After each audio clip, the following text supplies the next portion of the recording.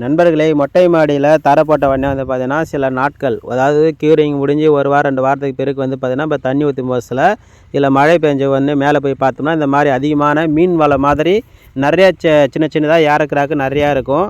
நம்ம இதை வந்து நம்ம அப்படியே 4 அடியில் விட்டால் இது வந்து சின்ன சின்னதாக கொஞ்சம் அதிகமாகி அதுக்கடுத்து இந்த எறும்புலாம் வந்து தொலை போட்டு கொஞ்சம் வீட்டை வந்து சேதாரமாக்கிடும்.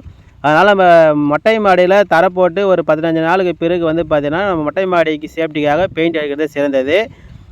அதே மாதிரி இந்த மாதிரி இருக்கிற இந்த சின்ன சின்ன ஏர்க்ராக்கெலாம் ஒன்றும் பிரச்சனை இல்லை. இந்த காலகட்டத்தில் எல்லா பில்டிங்லையுமே இந்த மாதிரி தான் இருக்குது, இந்த மாதிரி தான் வருது. நம்ம அதனால் யோசிக்காமல் நீங்கள் மெத்த மேலே வந்து பார்த்தீங்கன்னா வாட்டர் ப்ரூஃபிங் பெயிண்ட் வந்து நீங்கள் அப்ளை பண்ணுறது சிறந்தது. நான் வந்து பார்த்தீங்கன்னா ஏஷியன் பெயிண்டில் டேம் ப்ரூஃப் வந்து பார்த்தீங்கன்னா இப்போ அப்ளை பண்ணிகிட்ருக்கேன்.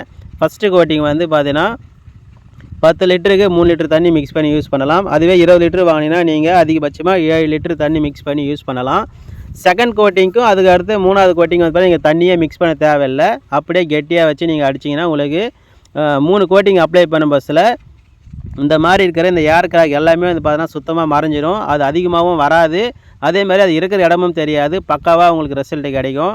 இந்த டேம் ப்ரூஃப் மொட்டை மாடிக்கு அடிக்கிறதால வீட்டோட சேஃப்டி, அதே மாதிரி நீர் கசிவு தடுத்துடும். அதே மாதிரி வந்து பார்த்திங்கன்னா ஒரு 10 டிகிரி செல்சியஸ் வெப்பநிலை வந்து தடுக்கும்னு சொல்லிட்டு கம்பெனி சொல்லுது. அதேமாதிரி நாமளும் சில ஆண்டுகளாக வந்து பண்ணி அதை யூஸ் பண்ணிகிட்டே இருக்கிறோம். நிறைய வீடியோ போட்டுகிட்டே இருக்கோம்.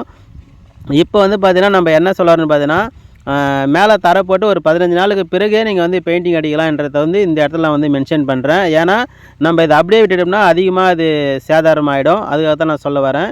இந்த தகவல் பிடிச்சிருந்தால் லைக் பண்ணுங்கள், நம்ம சேனலை சப்ஸ்கிரைப் பண்ணுங்கள். தேங்க்யூ ஃபார் வாட்சிங்.